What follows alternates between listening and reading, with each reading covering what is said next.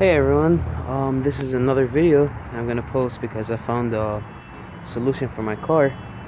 I uploaded another video the other day saying the car won't even start, and you can see it. I took off most of the stuff, as you can see, and I've been working on it.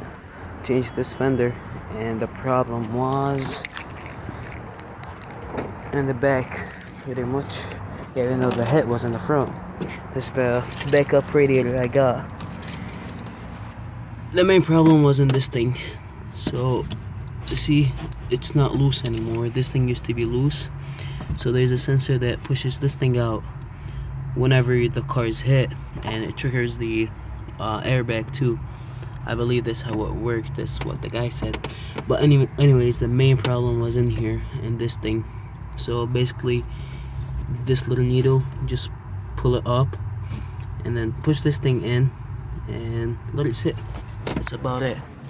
And now my car starts, and there we go.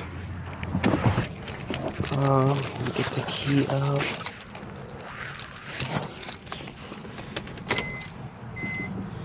Clutch in.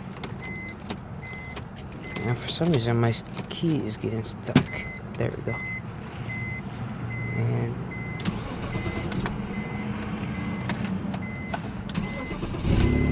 there we go. Car started. Well, I hope I helped someone out there, and thank you for everyone that helped me out. Thanks a lot. You have a good one.